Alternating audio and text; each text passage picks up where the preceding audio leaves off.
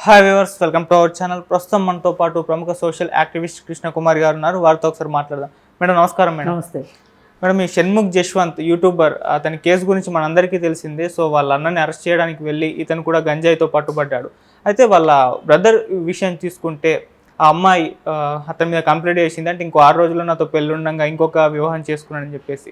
కాకపోతే ఇటు వీళ్ళ తరపు న్యాయవాది ఏం మాట్లాడుతున్నారంటే వీళ్ళకి సంబంధం లేదు, ఆ అమ్మాయితో బ్రేకప్ చేసుకున్నాడు, ఇది ఒక బ్రేకప్, ఆ అమ్మాయి తరపున వాళ్ళ పేరెంట్స్ కూడా రాలేదు మాట్లాడడానికి అని చెప్పేసి వీళ్ళ వర్షన్ అయితే వినిపిస్తున్నారు. మొత్తంగా ఓవరాల్గా ఇన్సిడెంట్ చూసుకుంటే మీరు ఏం చెప్తారు దీని గురించి మేడం? ఈ విషయం మొత్తంగా చూసుకుంటే ఇవి 2 కేసులు. ఒకటి వీళ్ళు గంజాయితో పట్టుబట్టడం, అవును. ఒకటి ఇంకొకటి ఆ అమ్మాయి కంప్లైంట్ ఇవ్వడం, మౌనిక కంప్లైంట్ ఇవ్వడం. ఇప్పుడు మౌనిక కంప్లైంట్లో ఏం చెప్తుంది ఆవిడ, నాకు ఫస్ట్ షణ్ముఖే పరిచయం, ఆ తర్వాత వాళ్ళ అన్నయ్య పరిచయం చేశాడు వాళ్ళ అన్నయ్యని, మా అన్నయ్యకి నువ్వంటే చాలా ఇష్టం అని చెప్పాడు. సో మాకు కూడా ఇష్టపడ్డాము, అలా స్నేహం చేస్తూ వచ్చాము. ఈ స్నేహంలో కూడా చాలాసార్లు నన్ను లైంగికంగా ఇష్టపడ్డాడు. నేను కూడా కన్విన్స్ అయ్యి ఎలాగో పెళ్లి చేసుకుంటున్నాం కదా అని చెప్పి నేను కూడా పెళ్లి చేసుకుంటాను అన్నాడు అనే ఒక మాట కోసం ఎలాగో కాబోయే భార్య భర్తలం కదా అని చెప్పి మేము ఉన్నాము. మరి మేము పలు ప్రదేశాలకు వెళ్ళాము. తీరా చూస్తే పెళ్లి చేసుకుందాం అనేటప్పటికీ ఒకానొక సందర్భంలో మొహం చాటేశాడు, మళ్ళీ చేసుకుంటానికి ఇష్టపడ్డాడు. అదే సందర్భంలో మా మదర్కి బాగాలేదు, అందుకని కొన్నాళ్ళు ఆగాము.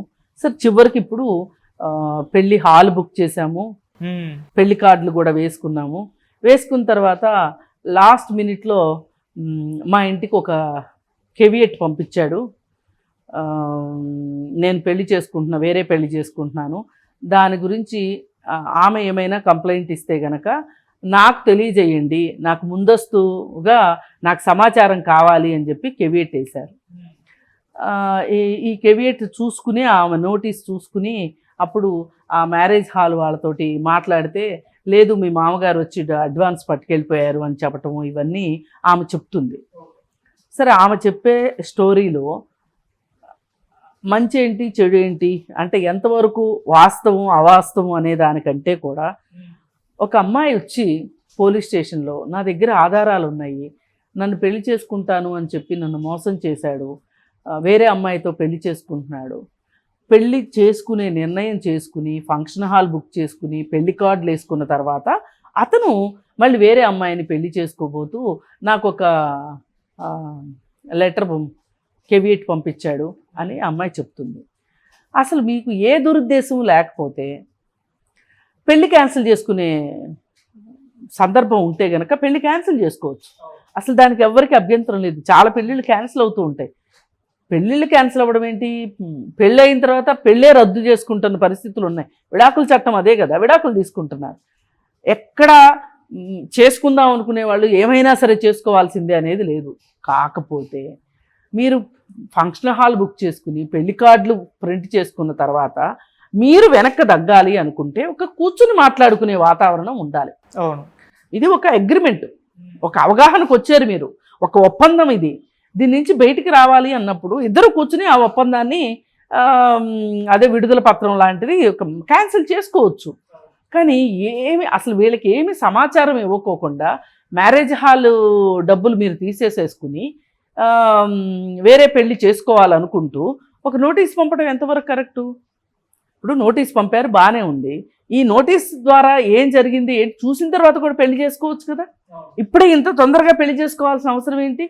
అంటే ఎవరిని ఫస్ట్ పెళ్లి చేసుకుంటేనే ఆ పెళ్ళే నిలబడుతుంది అనే ఉద్దేశం, ఆ సలహా ఏమన్నా మీకు మీ లాయర్లు ఇచ్చారా? ఈ కెవియట్ పంపాలి అనే తెలివితేటలు మీకు లాయర్లు ఇచ్చారా? ఇది కేవలం వకీల్ బుద్ధే. మామూలు మనుషులకి ఇలాంటి ఆలోచనలు రావు. మేము ఇలా తప్పు చేద్దాం అనుకుంటున్నాము, తప్పు చేసిన తర్వాత మమ్మల్ని బయట వేయండి అని లాయర్ దగ్గరికి వెళ్ళడం వేరు, తప్పు చేయదలుచుకుని లాయర్ దగ్గరికి వెళ్ళడం వేరు. ఇది ఉద్దేశపూర్వకంగా మోసం చేయడం ఇది. మరి ఇది లాయర్లు ఎందుకు ఎంకరేజ్ చేస్తారు అనడానికి నేను మాట్లాడినది మా వృత్తి అంటారు వాళ్ళు. కానీ ఒక మనిషికి ఉండాలి ఆ బుద్ధి జ్ఞానం.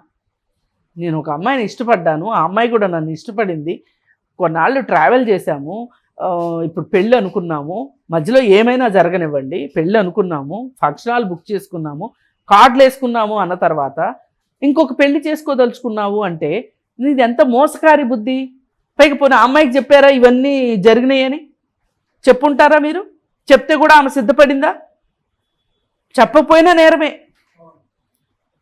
చెప్పినా నేరమే. ఎందుకంటే ఇది క్యాన్సిల్ చేసుకోకుండా ఇంకొక పెళ్ళికి మీరు వెళ్ళడానికి వీల్లేదు.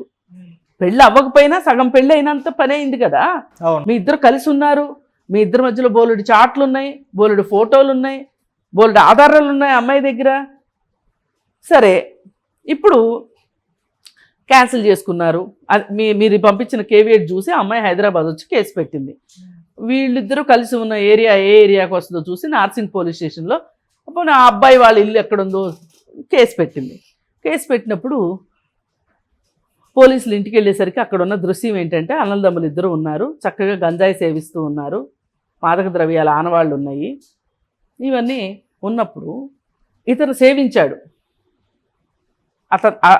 అక్కడ దొరికినవి అని నిన్న పోలీసులు కథనం.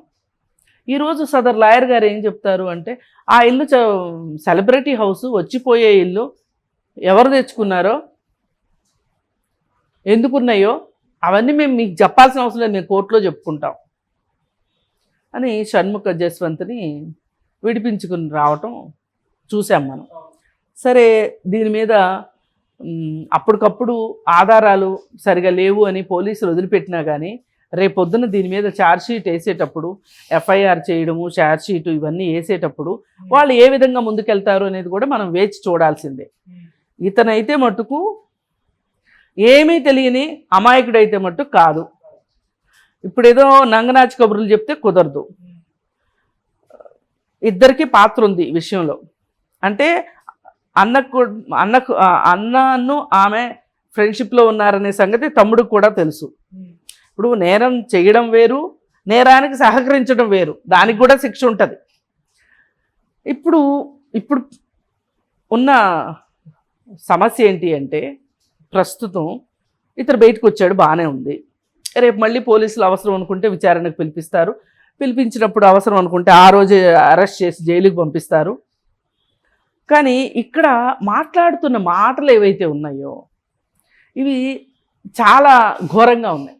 ఏంటి అంటే ఇప్పుడు ఆ అమ్మాయి ఉంది, ఆ అమ్మాయి ఒకటే ఎందుకు వచ్చింది, వాళ్ళ అమ్మ నాన్న రాలేదేంటి అంటే బాధ్యురాల్ని చేయడం అనమాట. ఇప్పుడు ఆవిడ మీద కొంచెం మట్టేసేసేస్తే ఆ అమ్మాయి మంచిది కాదు అనే ఒక ఉద్దేశాన్ని కలిగించి తన క్లయింట్ మంచివాడు అని చెప్పుకోవడం కనిపిస్తుంది. ఇక్కడ కావాల్సింది ఏంటంటే వాళ్ళ అమ్మా నాన్న వచ్చారా లేదా అనేది కాదు ప్రశ్న. ఇక్కడ నేరం జరిగిందా లేదా, చట్టం దృష్టిలో ఇది తప్పా కాదా అనేది మాత్రమే ఉంటుంది.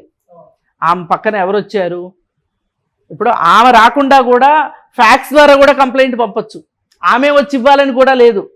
ఇప్పుడు ఆమె ఇవ్వలేదు కాబట్టి ఇది ఫ్యాక్స్ కంప్లైంట్, మేము విచారణ చెయ్యము అని ఉండదు ఎక్కడ, అంతే కదా.